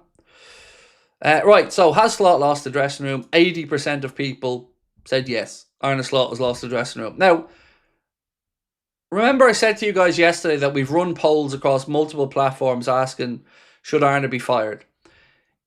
Even the most supportive of places, which is usually our WhatsApp, where we might put something on YouTube and it will be one way or the other, and then we'll put it on WhatsApp and it goes the other direction, and usually in support of a manager or player. At the minute, the WhatsApp was about 79-80% for the manager. And that's usually one of the most supportive places, or one of the most upbeat, positive places for any type of reaction we get. And there's nearly 16,000 people in our WhatsApp. And about, I think my maths, it doesn't give you percentages, I think it was about 80%, roughly, that said they wanted him out. So, let's repeat the process in here. After everybody's had 24 hours to calm down, half an hour or so left on the stream, should Slot be fired? Yes or no? We'll leave it running for the rest of the stream. This one. The legend said, maybe you could do this as a poll, but I'm curious. You're against the idea that Slot won with Klopp's team. If Klopp stayed, would he have won the Prem? So I have always said why I was against the idea of Slot winning it with Klopp's team and that he gets no credit. The reason I've been against it is I think the difference that was achieved under Arne to Jurgen was keeping players available. The thing with Jurgen's team the year before is we ran out of steam, we picked up injuries because players were overplayed. And I think with Arne, he was able to find a way with Ruben Peters to keep players not injured and fit. And I think that was the metric that was the difference between the two seasons. That's my take on it. And I always said that I felt it was very unfair for people to say it was just Klopp's team and he won it with that. Because he did inherit that team, but he managed to get over the line with that team. He managed to keep them fresh and fit enough to get over the line. So, yeah, that's, for me, why I would always say I thought it was unfair for people to say he just came into a Klopp team and did it. Yes, to a big extent, there was a lot of factors in there, but he also did have to do a little bit of squad management, and I think that was the difference. Nostalgia. Remember, Vladkakov, 95, my first TV. No, I don't remember at all. That brand. Yeah, I don't, mate, sorry. I'm trying to think. I think our first TV was a Mitsubishi, if I remember correctly. My first something else was a Mitsubishi as well, but that's another conversation. I miss Gini and Fabinho. They were outstanding. Yeah. The fact Gini wasn't given a new deal still doesn't sit well with me to this day. Still can't figure it out. Still feel like that was a mistake, not keeping him. Sonder said, Slot mid-block is like watching paint dry. So bad. The whole thing just feels like it's possession for possession's sake. I don't understand it. Simple things like checking back and allowing teams to reset. Going backwards from throw-ins, oh my God, it does my head in. How many times are we halfway inside the opponent's half, only for 3 seconds, 5 seconds later, the ball's at Alisson's feet in our 18-yard box? Or we get a throw in the opponent's half and we're back on the halfway line. It does my bicky in. Salah fall-off didn't start this season, though. No, it didn't. And the point that I made about Salah the other day is, normally the start to the midpoint of the season is where Salah is banging them in. If you look at the seasons when he's done well, and a lot of us do remember a fall off at the end of a season for Salah, so it's not uncommon. But when you're not getting anything at the start of the season from him, when he's had a well-rested summer, you know, we've won the league, he's had a well-rested summer with no international competition, no Club World Cup, and he's come in and he's not firing now. In the time of the season where historically he does really well. So I agree. The whole team's fall off started last season. And it started after the League Cup loss, which, by the way, in itself was pretty annoying that we were so far off and well beaten that day by Newcastle. But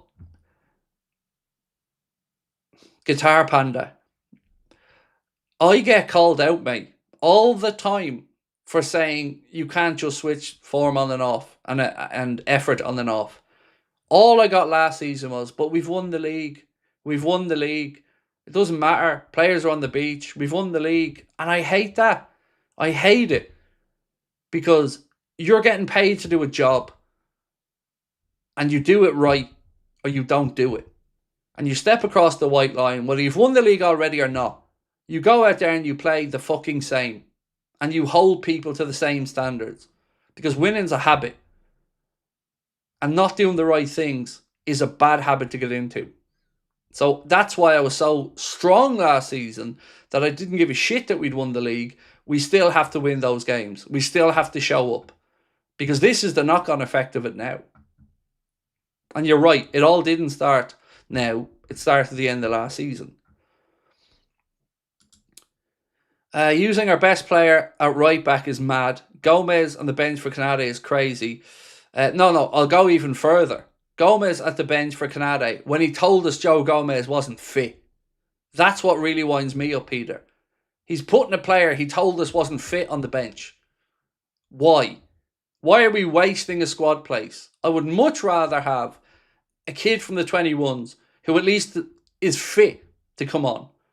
Now, I'm not saying Joe Gomez isn't fit enough. I assumed he was when he was on the bench like everybody else. But to then hear he didn't bring him on because he didn't train 5 days before the game, that's a piss take. That in itself is a disgraceful decision. And remember, we've had 2 keepers on the bench for a game as well. It's mental, dude. Mental. And he seems so concerned about what other teams are going to do all the time, Peter, and not what we're going to do. You know? Putting Szoboszlai at right back. Well, how about leaving him there in the centre of midfield where he does his best work? And we'll force the issue. He's so reactive. And also, I think he's fanboyed too many managers for my liking. You know, talking so positively about PSV before the second leg and how he admires them, wants to be like them, loves the style of football, fanboying on Pep Guardiola. All this shit does my head in. Talk about how great PSG are after you've knocked them out of the Champions League. Not before you play the second leg and you're giving them encouragement to come to our gaff. Saying you love watching Pep Guardiola's team plays, you know they're going to be, oh, bollocks. Say that after you've trounced them. Ian said, would you say this season is like the Roy Hodgson season? I feel like it is. Oh, it's worse. It's worse because it's egregious, the quality of players that we have, and we're doing this, mate. At least with Roy Hodgson, you knew we didn't have the calibre of players. You know, we had Jovanovic, Poulsen, Joe Cole. It just wasn't what we are now. This hurts a lot more because it's so unexpected from the summer especially, and the enthusiasm and the excitement that everybody felt. Well, Hodgson, it was just how bad each week is it going to be, you know? But you could at least understand it. We don't have money. We don't have the players. None of it. Nothing was going in our direction. We weren't as appealing as a side at the minute. This is worse. Because this is heartbreaking. You're looking at Wirtz, Isak, Ekitike, Van Dijk, Salah, Gravenberch, McAllister, Szoboszlai. And you're seeing dross.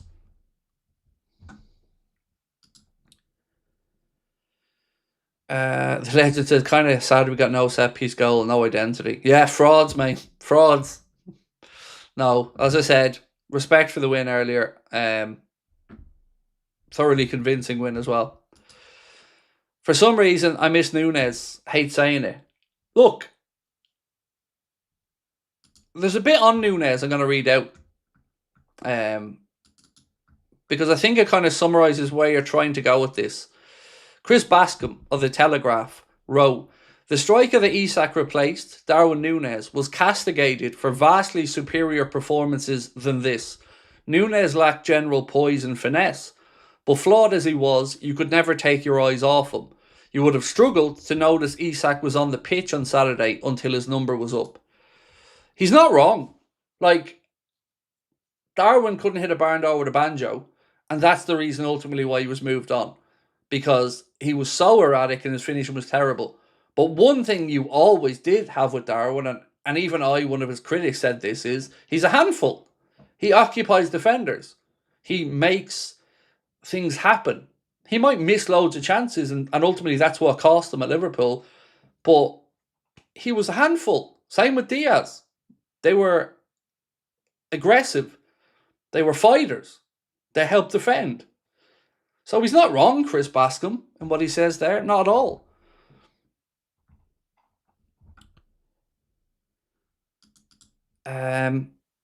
Mr. SMC787 said, disagree with Steven Gerrard as interim. The Villa job was too much for him. Slot needs to go, but let's not do United and be trigger happy and sack with no plan. But so I totally do understand where you're coming from, by the way, mate. I do. But what I'd say to you is, how is keeping a failing manager any better? Like, I'm not saying give Steven Gerrard the job. Not a chance. And I said so many times, clearly it has to be told to him and the fans, if he was to get an interim job, that he ain't getting it full time. This is a help us out, steady the ship, Kenny Dalglish era kind of thing. Because he's not ready for the Liverpool job on a permanent basis. And I'm not trying to make the case that he is. But as an interim, I would say he could at least stop the rot, motivate the players, and get us going again, back to basics in the right direction. And I think that is more preferable than just keep looking at the same stuff every week and it getting worse and worse and worse and worse and worse. I just don't see the upside of not sacking somebody who deserves to be sacked just because there isn't an immediate ready-made replacement. That's my case anyway.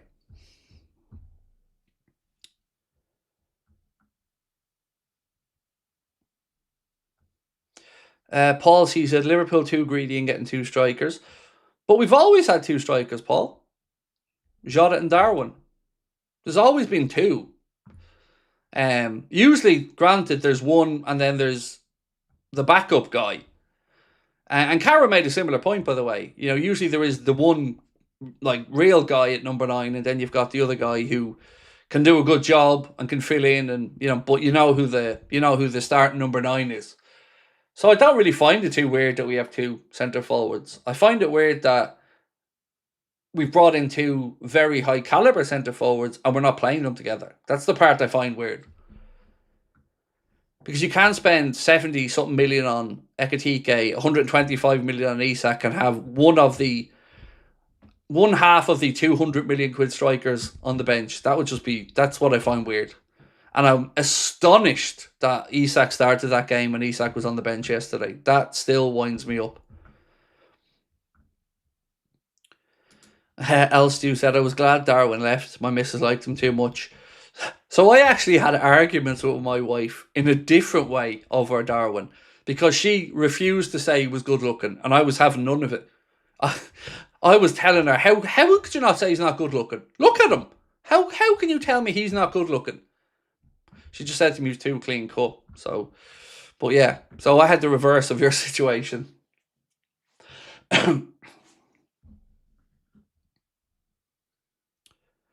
Sean Harding, how are we, Sean? So they don't understand why Slot changed the system that Salah thrived in last season. I get we can't rely on Salah all the time, but he was responsible for scoring and creating lots of goals. Look, a lot of us are confused about that, mate.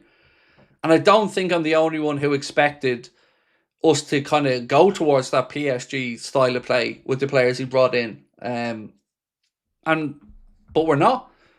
He doesn't have a philosophy at the minute. He's changed formations 2-3 times in a game. We just don't know what we're supposed to be doing. which is really concerning considering it almost felt like an easy win, right? Just keep doing what Klopp did. Have your own little twist on it, but keep the high intensity, high press, make the pitch small, condense it, high line, risk reward, fullbacks far up the pitch, pen teams in. It's like, that's what we expected. And he's not doing that. And the worse results gets, the less likely he is to go high risk, high reward. Because you revert to kind of, let's keep a clean sheet. Let's be a bit more defensive. Let's protect the ball a little bit more. So you need the confidence to have the high risk, high reward. And after winning a league title, that's the time to bring the guys in and push on with the high risk, high reward philosophy.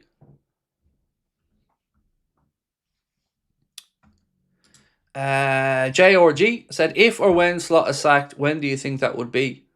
Well, it should have been yesterday evening. When do I think it would be? Probably Christmas, maybe end of the season. It's just, how bad is bad? Like, how bad is bad enough, I guess, is the question. And the only people that can answer that are the owners. And I don't want to second guess them because I haven't got a clue what they're thinking. It's they're the owners. They make the decisions. I'm sure they understand the feeling of the fan base at the minute and what direction it's trending in. If and when they act, we're just going to have to wait and see. We don't really score counter-attacks anymore. Having some of the best transition strikers in the world now, not slamming teams. Arna, slow. It's really frustrating to me because how many times have we had 4-on-2s and we've shit the bed with it? Quite a few over the last few months that I can remember. But then you go back and you look at the Salah, Mane, Firmino and the counter-attacking from defending corners to scoring seconds later. It all feels like night and day. This just feels like those dreams where somebody's coming after you to kill you. And no matter how hard you work and your body's working, you're just not moving in the dream. You're slow motion running, even though you're so full of adrenaline, even in your sleep, but you're just not moving. That feels like what we're in now. This feels like it isn't real, what we're seeing. Like, how did that happen yesterday again? Again, being the key word. Again.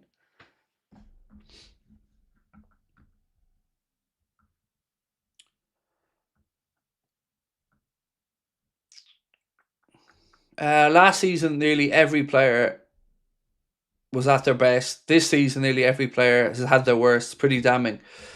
Yeah, and the only one common denominator there can be the coaching.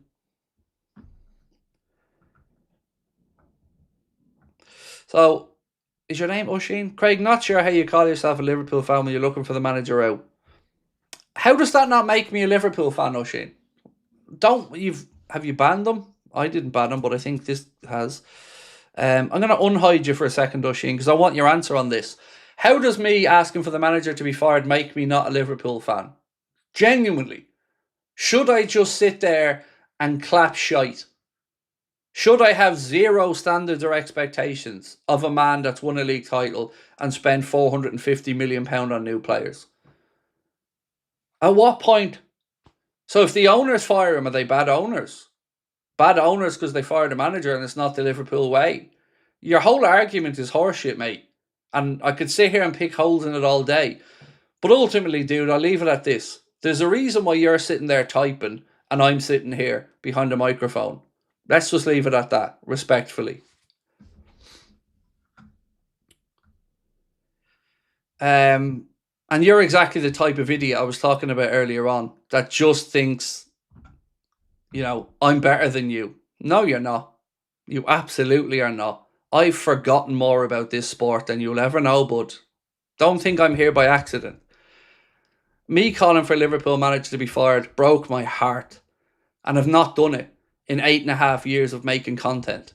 Does that not tell you how bad it has to get? I think, it's pretty clear that most people are feeling how I'm feeling right now. Would I change Wirtz with Saka? No, I wouldn't. Love Saka, great footballer.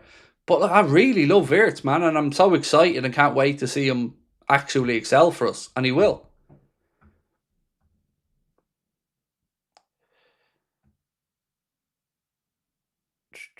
What else we got? Sticking with out of form players over players who are chomping at the bit. Give other fringe players no hope. Yeah, and it sends out a bad message that you're not holding anybody to account. You know, Chiesa has been absolutely disgracefully treated by Slot. And he's absolutely ruining Rio Ingamoa's confidence, giving him garbage minutes again.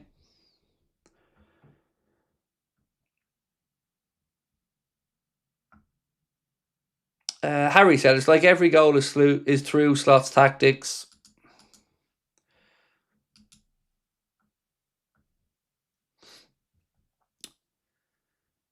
So there's players in the squad that the manager doesn't want to play, right? Like Endo, like Rio, like Fede, like Gomez.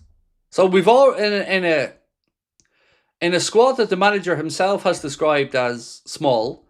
He's making it smaller by ruling out 4 of his own squad. Again, that doesn't make any sense to me.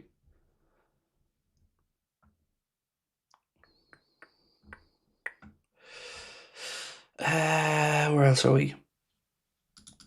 Crypto Tunes Music said, Arne flips this in no time. Patience, lads. This was the last little blip. We're back from the game. Mark my words. We got this. Anger's finally there. Cool. Look, sincerely, I hope you're right and I'm wrong. Of course. I don't think you are, but I hope you are. Nothing would make me happier than sitting here in a month's time saying, he's done it. He's turned it round. Am and I an idiot? And I would absolutely be doing that. I've no problem, dude, holding my hands up if I'm wrong. But I think that, you know, I admire your optimism, but I respectfully disagree. Or else that's just masterful sarcasm. One or the other. Look, if I can ask a little favour, we're 22 subscribers away at the minute from 360,000. Lovely little round number. If you haven't subscribed and you're watching, please do take a second, hit that subscribe button, help us get over the line. It would be very much appreciated. Don Pre said, yesterday was the last straw for me regarding Slot. And thank you, mate, for 21 months with us as a member. Absolutely appreciate that. I don't think you're on your own for that one. There was quite a few people who I would have said wouldn't have said Slot out until yesterday, because it was just the manner of it. And back of the manner of the defeat to Manchester City, it's just hard to find those positives or those reasons to try and, you know, be supportive. So we've just about had, we've 1,000 votes now on the should Slot be fired. 77% said yes, he should be fired. So it's been in and around 75 to 80% on multiple polls over 2 days on the manager. I think certainly with people that watch my channel, the overwhelming majority now do think it's time for him to go.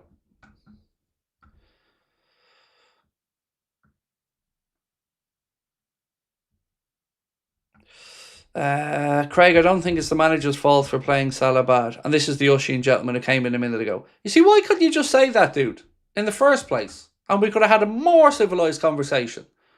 You know, you came in to attack me for having a view that you disagree with. Why couldn't you have just said what you said, Ushian, and we'd happily have that conversation with you, mate, about, you know, why you don't think it's the manager's fault that Salah's playing bad. That's cool. You're entitled to that opinion, mate, and I'm not going to belittle you for it. I just don't appreciate you coming in trying to say I'm not a Liverpool fan because I dare ask for a manager to be fired. I can give you the reasons why, my man, and I'm happy to listen to yours. But, you know, we all need to be respectful of each other. Will said, evening, Craig. On Darwin, you used the word aggressive, which is what the team is massively missing now. On Slot, we were wrong, thinking he was the right choice to follow Jurgen. Lack of ideas. It still feels so mad to me, mate, because we're talking about somebody who won the league last year. This is what really just dumbfounds me. We won the league and somehow he's ripped it up and gone away from it and seems unable to salvage it at the minute. It's so confusing. You know, there was a methodology and a formula that worked for us. And you bring in players that should be kicking us on again. And we've gone backwards and we're 11th in the league. And we've -2 goal difference. Like, can't figure it out, my man. I can't figure it out. Metallica fan said, well, Slots destroying Liverpool and my NFL team is getting battered by the Eagles. Great weekend. So you're a Bucks fan. I didn't know the score of the game, but yeah, I take it in the Bucks are getting a hammering. Yeah, not a great weekend, my man. Look, I'm Irish. We lost to South Africa in the rugby yesterday with, 3 players on the sideline on yellows at one point, a 20-minute red. Liverpool lost. It's just not been a great weekend for me either, dude. But I did enjoy the boxing last night, if that's any positive. I did enjoy some of the fights on the boxing card last night. Do we get Isak? I can't see it happening, mate. I can't see it happening. There's no way we spend 125 million quid. God, that was the whole summer, wasn't it? Do we get Isak? West Ham, for me, is going to decide it, yes or no. Yeah, that's no problem, mate. I can appreciate that. But let's just say, Corbin, he wins that game and loses the next game. Is it really West Ham would be the be-all and end-all, or you mean it's one more quick loss in the next while and you'd be gone? 15 subscribers away now, folks. 15 if you can't hit that button for us. Slot doesn't manage. He's simply a coach. Yep, and he's not doing that well enough either, Rob. Because the coaching's what looks like it's letting us down at the minute. Again, I look at the recruitment and I can't sit here and say the recruitment wasn't good. The recruitment was top class. And I don't write Isak off yet because he's nowhere near enough time on the pitch yet. The other parts will all come together. I've no doubts about the players we brought in. I have a doubt on Frimpong from a systematic perspective, but not as a player. Other than that, I think it was a brilliant window.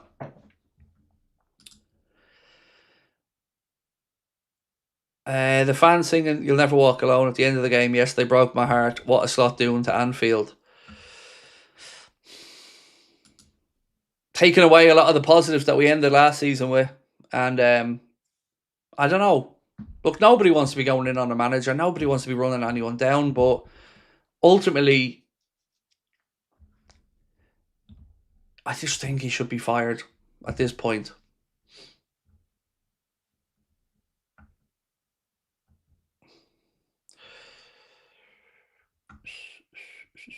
If they recruited for a Klopp team, not what Slot wants to be, which isn't working.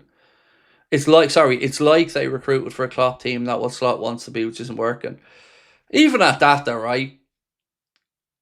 They're still brilliant players. So you'd still surely be able to find a way to get a tune out of these players. Even if they're maybe, and again, we're being hypothetical, maybe not for the system and the way you want to play. Harry, Craig, you're my favourite football streamer. Thanks, dude. Appreciate that. Loads of great content out there, but I do appreciate your support. Forest game worse than the loss to Blackpool.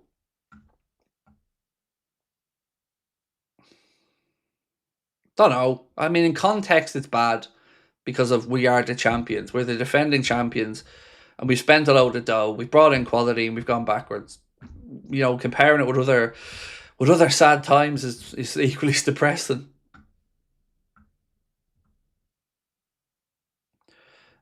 What is our system? I'm so lost. We need to bring back the old pressing, maybe less pressing than usual, but definitely more than we have now. Don Bosco, mate, I don't think you're the only one who doesn't know what our system, what our identity is, dude. I really don't think you're on your own with that one. I haven't got a clue. Craig, I've always wondered where you're from. Arklow here. I live in Gorey, Shane. Live in Gorey, mate. Just a few miles up the road from yourself. Actually, the family were in Arklow today in TK Maxx. My daughter made me very excited today. She rang me from TK Maxx and she said, "Daddy, I found these Funko Pops." She got me Cheech and Chong, so I was buzzing with that. Add them to the collection of Funko Pops. But yeah, you're in Arklow, I'm in Gorey. Originally, I grew up in Shankill in South Dublin, mate, but I've lived here in Gorey for I think about 14 years in this house now, and hopefully we'll own it in the next few months. So yeah, just up the road. For me, it's super uncomfortable. It's so hard to decide. It's not good enough, but it seems so long since we've had a conversation like this as fans. Yeah, we've had a brilliant era, man. There's no denying that. I mean, it's been some of the most enjoyable times from a football perspective of my life. From Jurgen coming in, the progression all the way through, even the near misses and the heartache made me appreciate the things we did win even more. And so this feels so out of left field, so unexpected to be where we're at now. Because I've enjoyed the last decade of football so much. Like, God Almighty, it's been a joy to watch. And to just have it switch off so much so quickly feels so strange. Inferno Gaming said, "Hey Craig, I think title is well and truly Arsenal's now. I personally think only thing saving Ireland at the moment is that the manager market is bad. I agree on both counts, but I would say the second part of it, that shouldn't make a difference, because if he's failing, he's failing. You know, and you need to be removed, because the rot is just going to get worse. It potentially is going to get worse. And if it does, it's becoming an even more difficult situation for somebody else to fix. And at what point in the season do we say now's the time? There's a chance to change it now and save a good part of the season. You're right, the league's gone. And I think the title is Arsenal's. And I think they'll deserve that title. But I just feel like there's still a chance to turn this around to some extent, but not with Arna. And I say that very sorrowfully. Peter said, bullied by Dijk at Anfield, not on my bingo card. I wouldn't say it was, dude. You know, 2 weeks to prepare for him. 2 weeks to prepare for Dijk, and that's what we got. So, Romano said, Liverpool are considering internally the possibility of adding one more player in the January transfer window. Well, that player's name better be Mark A, or we're up shit creek. Because we don't need an attacker more than we need a defender. We need a defender. We need a centre-back. We need somebody that we can say to Canade, you're on the bench, this dude's playing. John Allison said, I play golf. Slot reminds me of Padraig Harrington. Won the Open 2 years in a row and then changed his swing looking for perfection, and it went tits up. Yeah, I'm not a huge golf fan, but I do know about the Padraig Harrington change of swing situation. And sometimes you can tinker too much, right? Sometimes you can try to change and mess up things that are working too much. But even going back to the basics now, it doesn't seem to be there, or the words don't seem to have the same effect, John. Alexander Isak is not for sale. All right, Luke, calm down. Big Ange, Poch. Oh, Jesus, no to either. No, I really like Big Ange as a guy, but no, I couldn't. We defend bad enough as it is. Right. Aaron said, just want to say thank you. When I started following you a few years back, I didn't even know what I didn't know, but I've always felt welcome, never judged. Thank you, Aaron. That means a lot, mate. Look, we're all here to educate and help each other. You know, I won't know the answer to everything, but I also won't judge anybody who doesn't know it either. You know, we're here to learn, we're here to enjoy it, we're here to experience this together, the highs, the lows, and it's an honour for me to be able to do it and chat with you guys every night. Itachi said, love you, Craig. Luke, I couldn't think of a surname, the journalist, for a minute, but I'm glad you got the reference. Slots tactics feel like we're trying to fill a bucket with holes using the same tap, but yeah, we should get behind them doing the same thing every time. I know, it's frustrating, isn't it? I know, Nessie, but you know, that's where we're at. Right, ladies and gents, I'm going to say goodnight because the podcast is coming out in 10 minutes. It's a really good episode, if I do say. There's a bit of laugh in it as well. We get stuck into the subject of the manager, the squad, what could happen, what should happen. So yeah, if you get a chance, do give it a watch. and I'll see you tomorrow. I'll be here with a video. Connor be on the morning with a video. I'll have a video late afternoon, and then I'll see you tomorrow night for the late night agenda. So appreciate you all as always. If you haven't hit the like button, please do. If you haven't subscribed, please do. And we'll see you tomorrow. Have a good